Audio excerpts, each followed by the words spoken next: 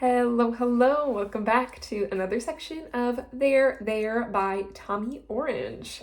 Hope you are enjoying this one so far, or if you're just finding my channel for the first time, hi, I'm Julie. I read books over here. We started this one, I think, 5 sections ago, and we've just got about 4 more sections to go. So we are past the halfway point. Very exciting there. If you do like this book, give me a little thumb. Helps me know what kind of books you like to read.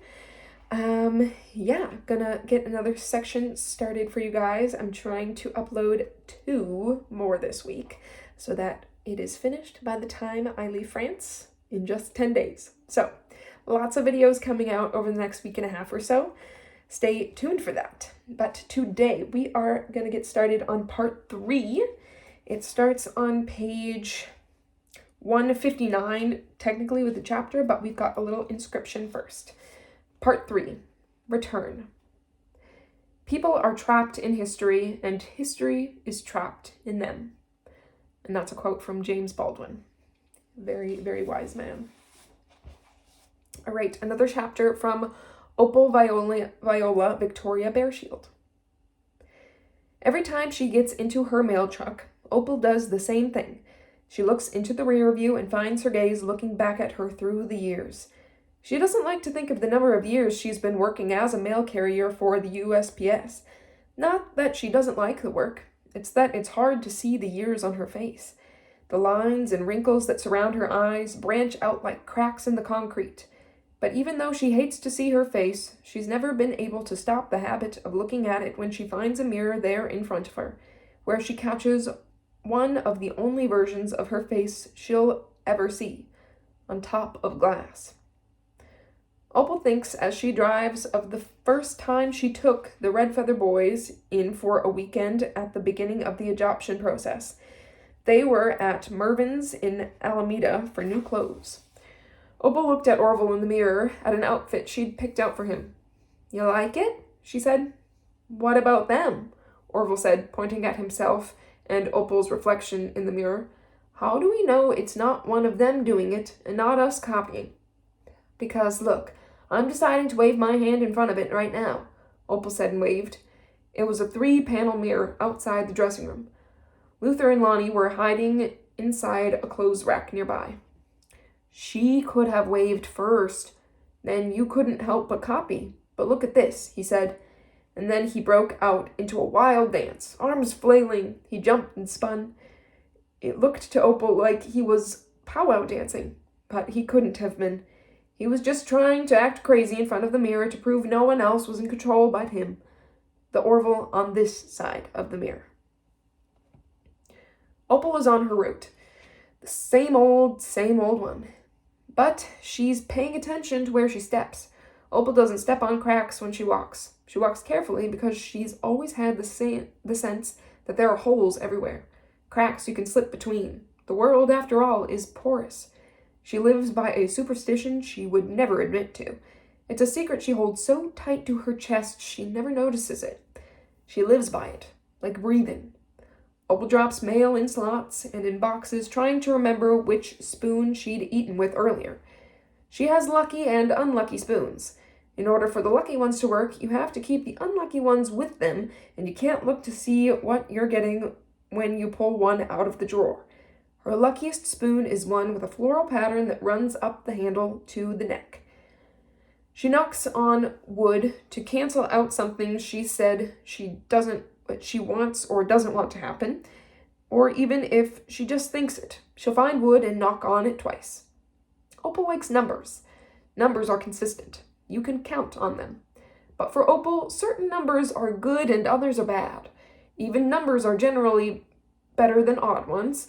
And numbers that have some kind of mathematical relationship are good too. She reduces addresses to a single number by adding them together, then judges the neighbors based on their reduced number. Numbers don't lie. 4 and 8 are her favorites. 3 and 6 are no good. She delivers mail on the odd side first, always having believed it's best to get the bad luck out of the way before getting to the good. Bad luck, or just bad shit, happening to you in life can make you secretly superstitious, can make you want to take some control or take back some sense of control. Opal buys scratchers and lottery tickets when the jackpot gets high enough. Her superstition is one she would never call superstition for fear it would lose its power. Opal is done with the odd side of the street. When she crosses, a car stops for her. The woman inside impatiently waves Opal across like she's doing all of humanity a favor. Opal wants to lift her arm, lift a single finger as she crosses, but instead she slow jogs across in answer to the woman's impatience and feigned generosity. Opal hates herself for the jog, for the smile that came to her face before she could stop it, turn it upside down, straighten it out before it was too late. Opal is full of regrets, but not about things she's done. That damn island, her mom, Ronald, and then the stifling rooms and faces in foster care, in group homes after that. She regrets that they happened. It doesn't matter that she didn't cause them to happen. She figures she must deserve it in some way. But she couldn't figure it out. So she bore those years, their weight, and the years bored a hole through the middle of her, where she tried to keep believing there was some reason to keep her love intact. Opal is stone solid, but there is troubled water that lives in her, that sometimes threatens to flood, to drown her, rise up to her eyes. Sometimes she can't move. Sometimes it feels impossible to do anything. But that's okay because she's become quite good at getting lost in the doing of things. More than one thing at a time, preferably, like delivering mail and listening to an audiobook or music. The trick is to stay busy, distract the distraction, get twice removed. It's about layers.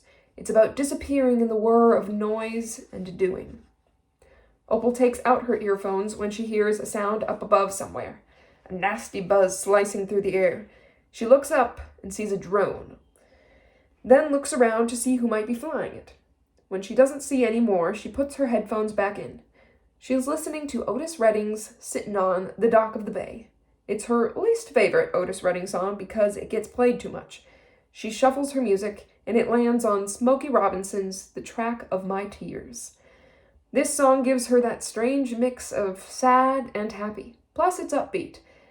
That's what she loves about Motown, the way it asks you to carry sadness and heartbreak, but dance while doing so. Opal was on her route yesterday when her adopted grandson Orville left her a message telling her he'd pulled 3 spider legs out of a bump on his leg. He'd scratched it open, and out came those spider legs like splinters. Opal covered her mouth as she listened to the message, but she wasn't surprised, not as much as she would have been had this not happened to her when she was around the same age as Orville is now. Opal and Jackie's mom never let them kill a spider if they found one in the house or anywhere for that matter. Her mom said spiders carry miles of web in their bodies, miles of story, miles of potential, home and trap. She said that's what we are, home and trap. When the spider legs didn't come up at dinner last night, Opal figured Orville was afraid to bring it up because of the powwow, even though the two things had nothing to do with each other. A few weeks back, she found a video of Orville powwow dancing in his room. Opal regularly checks their phones while they sleep. She looks at what pictures and videos they take, their text messages, and their browser histories. None of them have shown signs of especially worrisome depravity yet. But it's only a matter of time. Opal believes there is a dark curiosity alive in each of us. She believes we all do precisely what we think we can get away with. The way Opal sees it, privacy is for adults. You keep a close eye on your kids. You keep them in line.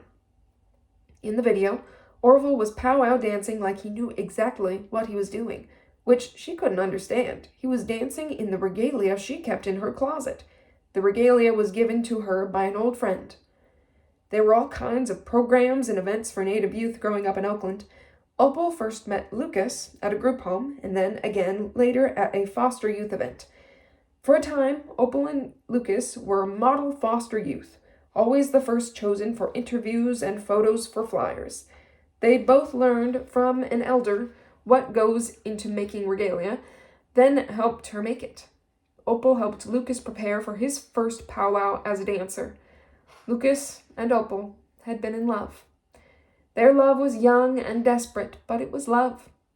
Then one day, Lucas got on a bus and moved down to Los Angeles. He'd never even talked about it. He just left. Came back almost 2 decades later out of nowhere wanting an interview for an urban Indian documentary he was making and gave her the regalia. Then he died a few weeks later. Called Opal from his sister's house to tell her his days were numbered. That's how he put it. He didn't even tell her why. He just said sorry and that he wished her the very best. But last night dinner was quiet. Dinner was never quiet. The boys left the table in the same suspicious silence. Opal called Lonnie back. She would ask him how their day went. Lonnie couldn't lie. She'd ask him how he liked his new bike, plus it was his turn to do the dishes. But Orville and Luther did something they'd never done before. They helped their little brother dry and put away the dishes. Opal didn't want to force the issue. She really didn't know what to say about it. It was like something was stuck in her throat. It wouldn't come back up and it wouldn't go down. Actually, it was like the bump in her leg the spider legs had come out of. The bump had never gone away. Were there more legs in there? Was that the spider's body? Opal had stopped asking questions a long time ago. The bump remained. When she went to tell the boys to go to bed, she heard one of them shush the other two. "What's that?" she said. "Nothing, Grandma," Luther said. "Don't nothing, Grandma, me," she said. "It's nothing," Orville said. "Go to sleep," she said. The boys are afraid of Opal, like she was always afraid of her mom.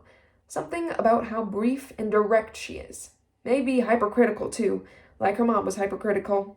It's to prepare them for a world made for native people not to live but to die in, shrink, disappear.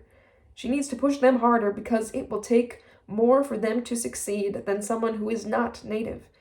It's because she failed to do anything more than disappear herself. She's no nonsense with them because she believes life will do its best to get at you. Sneak up from behind and shatter you into tiny, unrecognizable pieces. You have to be ready to pick everything up pragmatically. Keep your head down and make it work. Death alone eludes hard work and hard-headedness. That and memory. But there's no time and no good reason most of the time to look back. Leave them alone and memories blur into summary. Oprah preferred to keep them there as just that. That's why these damn spider legs have her stuck on the problem. They're making her look back. Opal pulled 3 spider legs out of her leg the Sunday afternoon before she and Jackie left the house, the man they'd been with after their mom left this world. There had recently been blood from her first moon. Both the menstrual blood and the spider legs had made her feel the same kind of shame. Something was in her that came out, that seemed so creaturely, so grotesque, yet magical, that the only readily available emotion she had for both occasions was shame, which led to secrecy in both cases. Secrets lie through omission, just like shame lies through secrecy. She could have told Jackie about either the legs or the bleeding, but Jackie was pregnant, was not bleeding anymore, was growing limbs inside her they'd agreed she would keep, a child she would give up for adoption when the time came. But the legs and the blood all ended up meaning so much more. The man their mom left them with, this Ronald, he'd been taking them to ceremony, telling them it was the only way they would heal from the loss of their mother, all while Jackie was secretly becoming a mother, and Opal was secretly becoming a woman. But Ronald started to walk by their room at night. Then he took to standing in the doorway, a shadow framed by the door and the light behind him. On a ride home from ceremony, she remembered Ronald mentioning something to them about doing a dream ceremony. Opal didn't like the sound of it. She took to keeping a bat she'd found in her bedroom closet when they first moved in by her side, next to her in bed, had taken to holding the thing like she'd once held 2 shoes for comfort. But where 2 shoes was all talk and no action, the bat, which had written on its butt end the name Story, was all action. Jackie had always slept hard, as night stays until morning comes. One night, Ronald went over to the edge of her bed, a mattress on the floor. Opal had the mattress across from her. When she saw Ronald pull at Jackie's ankles, she didn't even have to think. She'd never swung the bat before, but she knew its weight and how to swing it. Ronald was on his knees, about to pull Jackie up to him. Opal got up as quiet as she could, breathed in slow, then raised the bat up high behind her. She came down as hard as she could on top of Ronald's head. There was a deep, muffled crack, and Ronald landed on top of Jackie, who woke up and saw her sister standing over them with the bat. They packed their duffel bags as fast as they could, then went downstairs. On the way through the living room, there on the TV was that test pattern Indian they'd seen 1,000 times before. But it was like Opal was seeing him for the first time. Opal imagined the Indian turning to her. He was saying, "Go." Then the sound of him saying "go" went on too long and turned into the test tone coming from the TV. Jackie grabbed Opal's hand and led her out of the house. Opal still had the bat in her hand. After they left Ronald's, they went to a shelter their mom had always taken them to when they needed help or were in between houses. They met with a social worker who asked where they'd been, but didn't push when they didn't tell her. Opal carried the weight of Ronald's possible death around with her for a year. She was scared to go back and check. She was afraid that it didn't bother her that he was dead, that she killed him. She didn't want to go and find out if he was still alive, but she didn't really want to have killed him either. It was easier to let him stay maybe dead, possibly dead. A year later, Jackie was gone from Opal's life. Opal didn't know where. The last time she'd seen her, Jackie was getting arrested for what reason Opal couldn't tell. Losing Jackie into the system was just another shitty loss among Opal's many. But she'd met an Indian boy her age, and he made sense to Opal. He wasn't weird or dark, or he was, but in the same ways Opal was. Plus, he never talked about where he came from or what happened to him. They shared that omission like soldiers back from war. All the way up until an afternoon, Opal and Lucas were hanging out at the Indian Center, waiting for people to show up for a community meal. Lucas was talking about how much he hated McDonald's. "But it tastes so good," Opal said. "It's not real food," Lucas said, as he balanced and walked back and forth on the curb outside. "It's real if I can chew it up and see it come out the other side," Opal said. "Gross," Lucas said. "Wouldn't have been gross if you'd said it.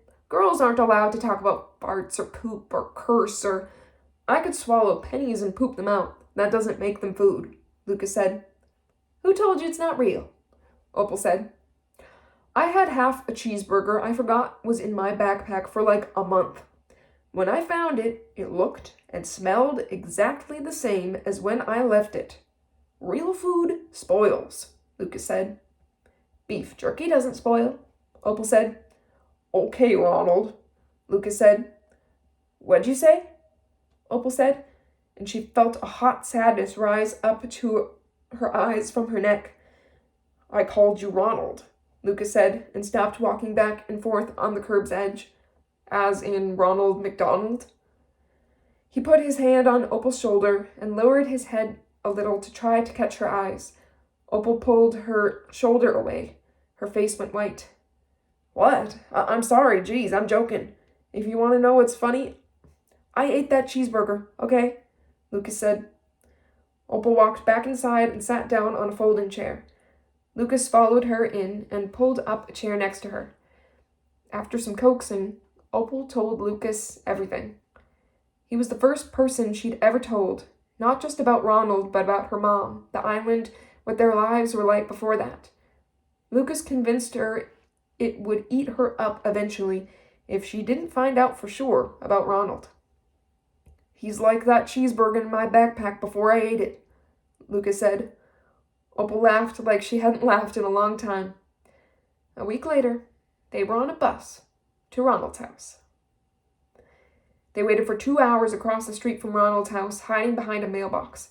That mailbox became the only thing between finding out and not, between seeing him and not, between her and the rest of her life. She didn't want to live. She wanted time to stop there, to keep Lucas there with her too. Opal went cold when she saw Ronald come home in his truck. Seeing Ronald walk up the stairs to that house, Opal didn't know if she wanted to cry from relief, immediately run away, or go after him, wrestle him to the ground, and finish him off with her bare hands once and for all. Of all that could have occurred to her, what came up in her mind was a word she'd heard her mom use. A Cheyenne word, Viho. It means spider and trickster and white man. Opal always wondered if Ronald was white. He did all kinds of Indian things, but he looked as white as any white man she'd ever seen. When she saw his front door close behind him, it closed the door on all that had come before, and Opal was ready to leave. "Let's go," she said. "You don't want to—" "There's nothing else," she said. "Let's go." They walked a few miles back without saying a word to each other. Opal kept a couple of paces ahead the whole way. Opal is large. If you want to say bone structure-wise, that's fine, but she's big in a bigger sense than big-bodied or bone structure-wise. She would have to be called overweight in front of medical professionals, but she got big to avoid shrinking. She'd chosen expansion over contraction. Opal is a stone. She's big and strong, but old now, and full of aches. Here she is, stepping down from her truck with a package. She leaves the box on the porch and walks back through the gate of the front yard. There, across the street from her, is a brown and black tiger-striped pit bull baring its teeth and growling a growl so low she can feel it in her chest. The dog is collarless, and time seems the same way here, time off its leash, ready to skip so fast she'll be dead, and gone before she knows it. A dog like this one has always been a possibility, just like death can show up anywhere. Just like Oakland can bare its teeth suddenly and scare the shit out of you. But it's not just poor old Opal anymore. It's what would become of the boys if she were gone. Opal hears a man's voice boom from down the street, some name she can't understand. The dog flinches at the sound of its name coming out of this man's mouth. It cowers and turns around, then scurries off toward the voice. The poor dog was probably just trying to spread the weight of its own abuse. There was no mistaking that flinch. Opal gets into her mail truck, starts it, and heads back to the main office. And that's the end of Opal's chapter. All right, page 171, a chapter from Octavio Gomez. Just want to go back to my cast of characters page. Can't remember if we've met him yet. I don't believe so. Octavio Gomez, the drug dealer for whom Tony and Charles, Calvin's brother, work. So, Octavio, here we go.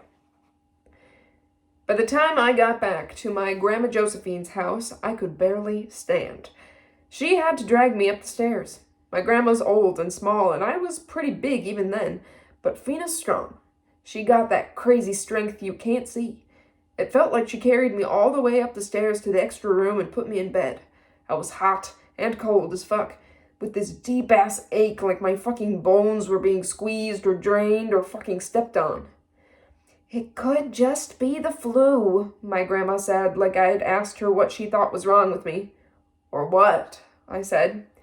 "I don't know if your dad ever told you anything about curses." She came over to my bed and felt my head with the back of her hand. He gave me my mouth. 'Cause words don't count. Curse words don't count. They can do what they can do, but a real curse is more like a bullet fired from far off. She stood over me, folded a wet towel, and put it on my forehead. "There's someone aiming a bullet meant for you, but with that distance, most of the time it doesn't hit. And even if it hits, it usually won't kill you. It all depends on the aim of the shooter. You said your uncle never gave you anything. You never took anything from him, right?" "No," I said. We won't know for sure for now, she said. She came back up with a bowl and a carton of milk. She poured milk into the bowl, then slid the bowl under my bed, stood up, and walked over to a votive candle on the other side of the room. As she lit the candle, she turned around and looked at me like I shouldn't have been looking, like I should have my eyes closed. Fina's eyes could bite. They were green like mine, but darker, alligator green. I looked up at the ceiling. She came back over to me with a glass of water. Drink this, she said. My own father cursed me when I was 18. Some old Indian curse my mom told me wasn't real. That was how she said it. Like she knew enough to know it was Indian and enough to know it wasn't real, but not enough to do anything other than tell me it was an old Indian curse that wasn't real. Fina laughed a little. I handed the glass to her, but she pushed it back toward me like, finish it. I thought I was in love, Fina said. I was pregnant. We were engaged, but he left. I didn't tell my parents at first, but one night my dad came to me to ask if I would name his grandson. He was sure it would be a grandson, if I would name the boy after him. I told him then that I wasn't getting married, that the guy had left, and that I wasn't going to have the baby either. My dad came after me with this big spoon he sometimes hit me with. He'd sharpened the handle to threaten me with it when he beaten me, but this time he came at me with a sharp end. My mom stopped him. He'd cross anyone, any line, but not through her. The next morning I found a braid of his hair under my bed. That's where my shoes went, so I went for them the next morning. I found the braid. When I got downstairs, my mom told me I had to go. Fina walked over to the window and opened it. It's better if we get some air in here. This room needs to breathe. I can get you more blankets if you get cold. I'm fine, I said, which wasn't true. A breeze came in and it felt like my arms and back were being scraped by it. I pulled the blankets up to my chin. This was in New Mexico? Las Cruces, she said. My mom put me on a bus out here to Oakland, where my uncle owned a restaurant. When I got here, I got the abortion, and then I got real sick, off and on for about a year. Worse than you are now, but the same kind of thing. The kind of sick that knocks you down and doesn't let you up. I wrote my mom to ask for help. She sent me a clump of fur, told me to bury it at the western base of a cactus. Clump of fur? About this big. She made a fist and held it up for me to see. Did that work? Not right away. Eventually, I stopped getting sick. So was the curse just that you got sick? That's what I thought, but now, with everything that's happened... She turned and looked to the door. The phone was ringing downstairs. I should get that, she said, and stood up to leave. Get some sleep. I stretched and a hard shiver ran through me. I pulled the blankets over my head. This was the part of the fever where you get so cold you gotta sweat to break it. Hot and cold with sweat shiver running through and over me.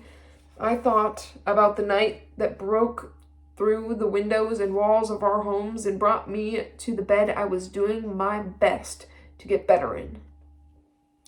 Me and my dad had both moved from the couch to the kitchen table for dinner when the bullets came flying through the house. It was like a wall of hot sound and wind. The whole house shook.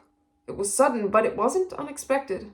My older brother, Junior, and my Uncle Sixto had stolen some plants from someone's basement. They'd come home with 2 black garbage bags full. Hella stupid. That much weight, like some shit wasn't tied to it. Sometimes I'd crawl through the living room to get to the kitchen or watch TV on my stomach on the floor.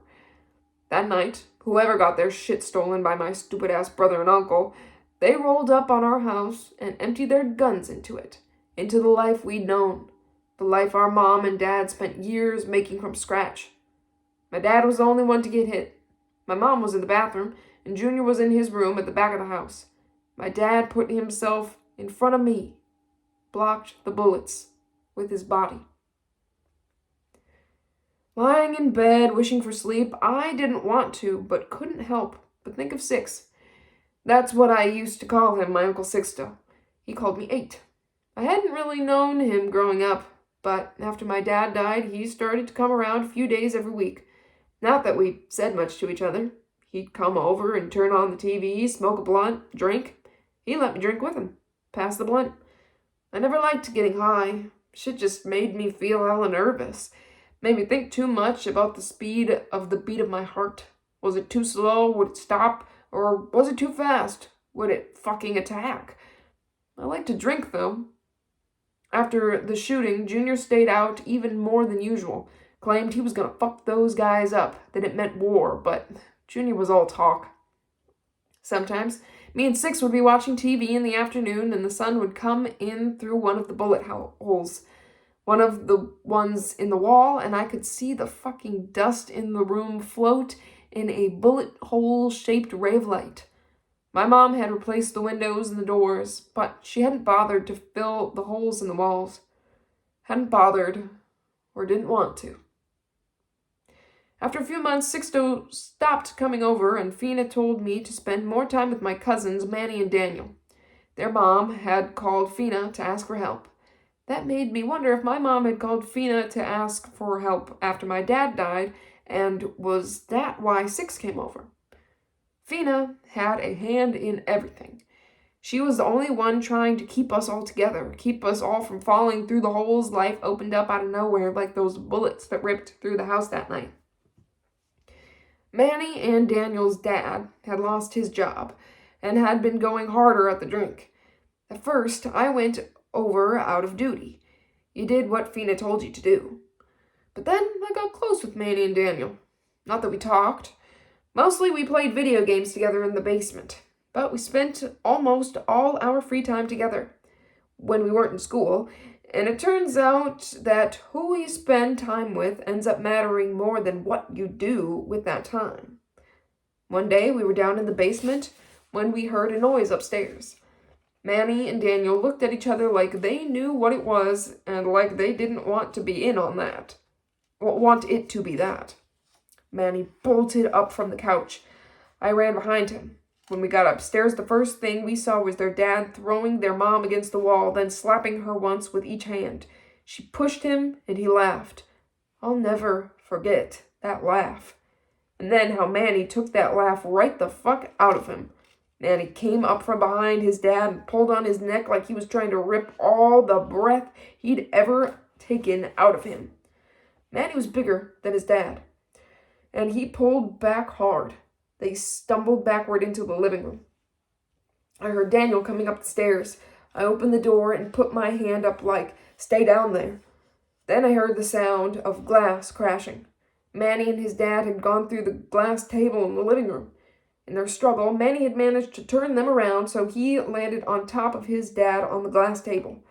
Manny was cut a little on his arms, but his dad was all sliced up. He got knocked out, too. I thought he was fucking dead. Help me get him to the car, Manny said to me, and I did. I picked his dad up from under his arms. On our way out the front door, when I was almost out the door, with Manny at the other end holding his dad's legs, I saw Daniel and Aunt Sylvia watch us carry him out of the house. Something about them seeing us. Crying because they wanted him gone. Crying because they wanted him back the way he used to be. That shit killed me. We dropped their dad off in front of Highland, where the ambulances come in. Left him on the ground. Honked the horn once real long. Then drove off.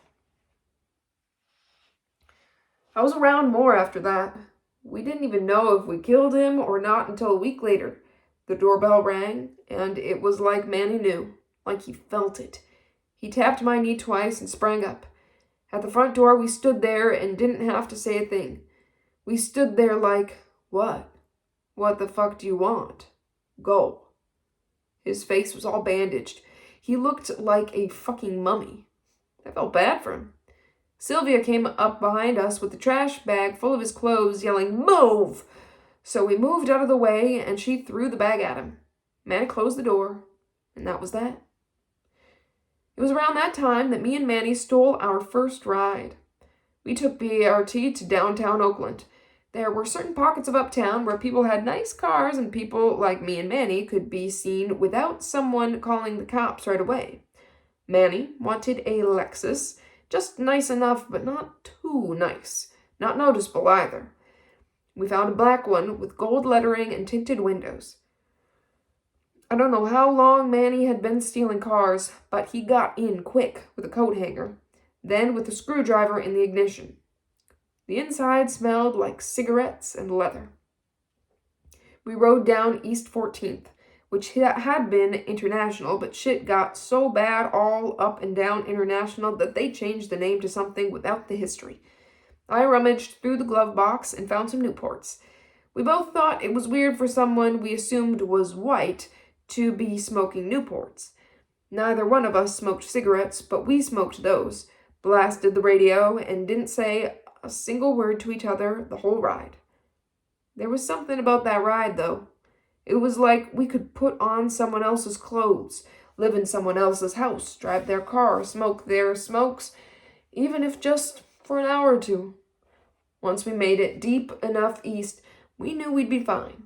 We parked it at the Coliseum BART station parking lot and walked back to Manny's house, high on having gotten away with it so easily. The system scared you so you thought you had to follow the rules. But we were learning that shit was fucking flimsy. You could do what you could get away with. That's where it was at. I was at Manny's house when Sylvia called down into the basement to tell me Fina was on the phone. She never called me there. Daniel took the controller from me before I went up. He killed him, Fina said. I couldn't understand what she meant. Your Uncle Sixto, she said. He crashed his car with both of them in it. They're dead. I ran out the front door, got on my bike, and hurried the fuck home. My heart was in some crazy mix of fuck no, fuck this, and like it had slipped out of me. Before I got to Fina's, I thought, well then, Six better be fucking dead too. Fina was standing in the doorway. I jumped off my bike in one motion and ran inside the house like I was gonna find someone else there. My mom and brother, Sixto. I had to believe it was a joke or any fucking thing other than what Fina's face was telling me in that doorway that it was. Where is he? They took him to jail, downtown. What the fuck? My knees gave out on me. I was on the ground, not crying, but like I couldn't move. And I got real fucking sad for a minute. But then that shit did a 180 and I yelled some shit I don't remember. Fina didn't do or say anything when I got back on my bike and left. I can't remember what I did or where I went that night. Sometimes you just go and you're gone. After the funerals, I moved in with Fina. She told me Sixto was out. They gave him a DUI. He lost his license, but they let him go. Fina told me not to go see him. Never to go see him, to let it be. I didn't know what I would do if I went over there, but there wasn't shit she could do to stop me. On the way over to his house, I stopped in the parking lot of a liquor store I knew wouldn't check my ID. I went in and bought a fifth of E&J. That was what Six drank. I don't know what I meant to do going over there. In my mind, I had it like I would get him drunk and fucking beat the shit out of him. Maybe kill him. But I knew it wouldn't be like that. Six had his ways about him. Not that I wasn't mad enough to do it. I just didn't know what it would be like.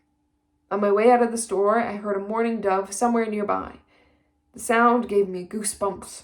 Not the cold kind, and not the good kind either. We had mourning doves in our backyard for as long as I can remember, under the back porch.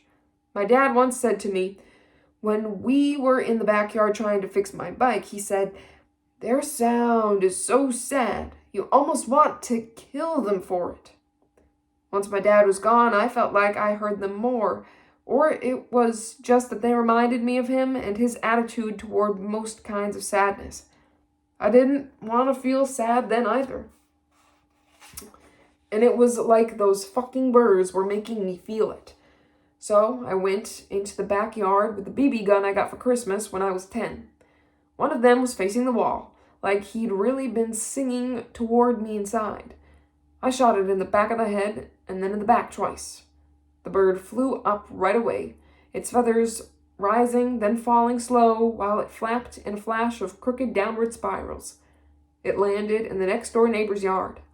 I waited to hear if it would move. I thought about how it would have felt, the sting in the head and the back, after it flew up over me. I didn't feel even a little bit sorry for the bird because of how sad it made me feel ever since my dad got shot, when I had to look down and see my dad's eyes blink in disbelief. My dad looking back up at me like he was the one who was sorry that I had to see him go like that, with no control over the wild possibilities reality threw into our lives. At Sixto's house, I knocked on his door. "Hey, Six, hey," I said. I backed away from the house, looked at the upstairs window. I heard footsteps, loud and slow. When Six opened the door, he didn't even look at me or wait for me to say or do anything. He just walked back into the house. I followed him to his bedroom, found a place to sit on an old office chair he kept in the corner. I was surprised to find it empty. Considering the state of the rest of the room, clothes, bottles, trash, and a light sprinkling of tobacco, weed, and ash all over everything, he was hella fucking sad seeming, and I hated that I wanted to say something to make him feel better. But that was the first time I saw it different, like, felt for him, and how he must have felt about what he did. "I got us a bottle," I said. "Let's go in the back." I heard him get up and follow me as I walked out of the room. Six had a few chairs back there in that overgrown, crooked fenced yard between two fruitless orange and lemon trees that I remember used to be full. We drank for a while in silence. I watched him smoke a blunt. I kept expecting him to start the conversation, say something about what happened to my mom and brother, but he didn't. Six lit up a cigarette. "When we were kids," Sixto said, "me and your dad, we used to sneak into your grandma's closet. She had an altar set up in there. All sorts of crazy shit on that altar. Like, she had a skull. It was the skull of what they call little people. She told us the little people stole babies and kids. She had jars full of powders and different kinds of herbs and stones. One time she caught me and your dad in there. She told your dad to go home. He ran like hell. She can get pretty crazy in her eyes. They go all dark, like she keeps a darker pair behind the green ones you usually see. I had that little skull in my hand. She told me to put it down. She told me I had something in me I wasn't gonna be able to get out this time around. She told me I could handle it like a man, die with it, but that I could also share it with family. I could give it away over time, even to strangers. It was some old, dark, leftover thing that stayed with our family. Some people get diseases passed down in their genes. Some people get red hair, green eyes. We got this old thing that hurts real fucking bad, makes you mean. That's what you got. That's what your grandpa had in him. Be a man, she told me. Keep it to yourself. Sixto picked up the bottle, took a deep pull from it. I looked at Six, looked at his eyes to see if he expected me to say anything. Then he dropped the bottle on the grass, stood up. I couldn't believe he hadn't brought up my mom and brother. Or was that what he was trying to get at? Was this some long explanation for why all the shit that happened to our family happened the way it did? "Let's go," he said to me like we'd just been talking about going somewhere. He brought me to his basement. He pulled out a wooden box that looked like a toolbox. Said it was his medicine box. "You're gonna have to help me out here," he said, his words dragging a little behind. He pulled out a dried plant with red rope tied around it. He lit it. The smell and smoke were thick. It smelled like musk and earth and phena. I didn't know anything about ceremony, whatever he was doing, but I knew we shouldn't have been drunk for it. "This comes from a long way back," Six said, and poured some powder into his hand. Then he gestured for me to move my head closer as if to see better. Then he took a deep breath and blew it all in my face. It was thick as sand and got some in my mouth up my nose. I choked and kept blowing out my nose like a dog. "We got bad blood in us," Sixto said. "Some of these wounds get passed down. Same with what we owe. We should be brown. All that white you see that you got on your skin, we gotta pay for what we done to our own people." Sixto's eyes were closed. His head bent down a little. "Fuck this shit, Six," I said through a cough, then stood up. "Sit down," Six said, with a tone he'd never used with me before. "It's not all bad. It's power, too." I sat down, but then stood right back up. "I'm fucking going." "I said sit down." Six blew on that plant again. The smoke rose thick. I felt sick right away, weak. I made it out to the front of the house, got on my bike, and rode to Fina's. When I woke up the next day, Fina came in and shook her car keys at me. "Get up, let's go," she said. I was still pretty tired, but the fever had broken. I thought we were maybe going to get groceries. When we got past Castro Valley, I knew it wasn't groceries or any kind of errand. We just kept driving through the hills with all those windmills. I fell asleep looking at one of them that looked like a coin from Mario Brothers. When I woke up, we were in a field with orchards on either side of it. Fina was on top of the hood of the car. She was looking down at something. I opened my door, and when I did, I saw Fina's hand wave me back, so I sat down without closing the door.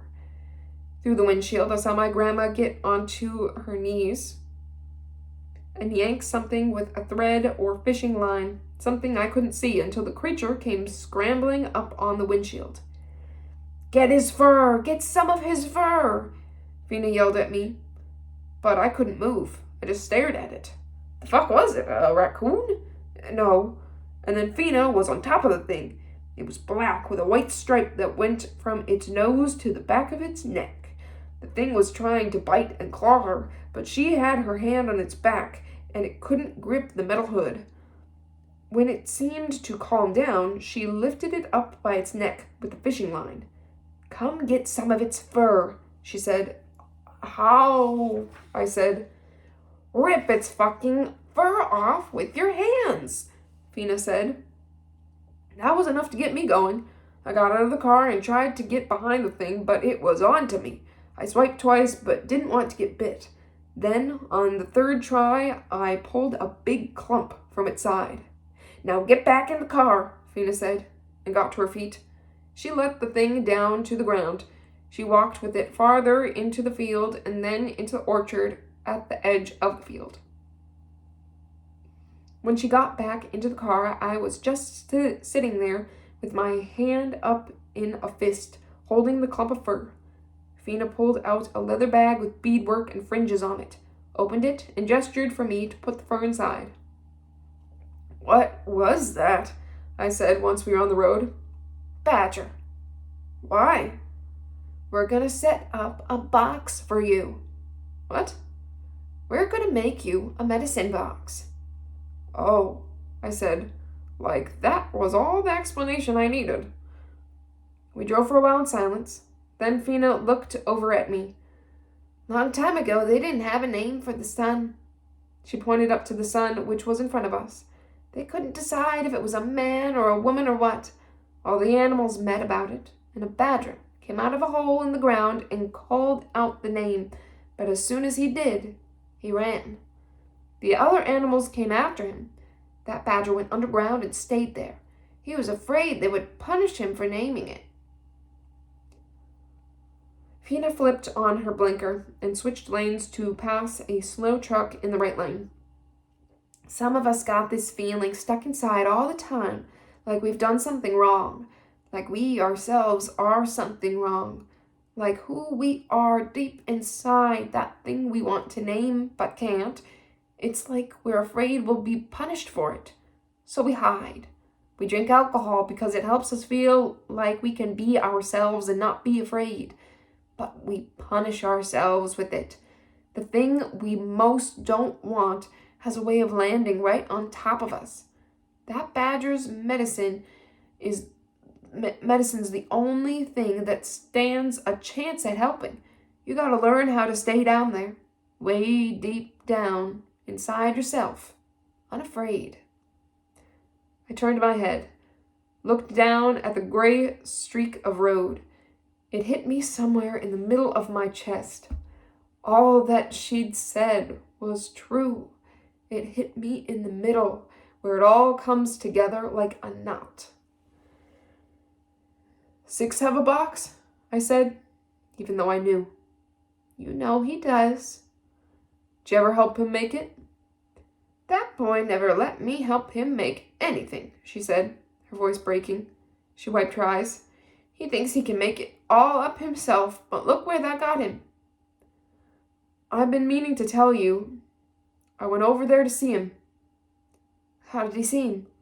Fina asked real quick, like she'd been waiting for me to bring it up. He was all right, but we drank. And then he brought me to the basement, started talking about giving me some shit, lighting this plant in a shell, and then he blew some powder stuff in my face. How do you feel? Like I want to fucking kill him, for real. Why? What do you mean, why? He didn't do any of it on purpose, Fina said. He's lost. He fucked up. So did your brother. 6 was part of that too. So, we all fuck up. It's how we come back from it that matters. I don't know what the fuck I'm supposed to do then. I can't get them back. I can't get them back. I don't know what the fuck any of this is about. You're not supposed to, she said, and rolled down her window. It was getting hot. I rolled mine down too. That's the way this whole thing is set up, she said. You're not ever supposed to know, not all the way. That's what makes the whole thing work the way it does. We can't know. That's what makes us keep going. I wanted to say something, but couldn't. I didn't know what to say. It seemed both right and like the wrongest shit possible. I stayed quiet, the rest of the car ride, and then for weeks after that. And she let me. And that's the end of Octavio's chapter there. And that is where we will stop for this section. I hope you enjoyed this section of there. And I will catch you again later this week. Trying to get up the next few videos for you in quicker succession than usually. So yeah, I'll catch you soon. Hope you're having a good week. There. See you next time. Bye.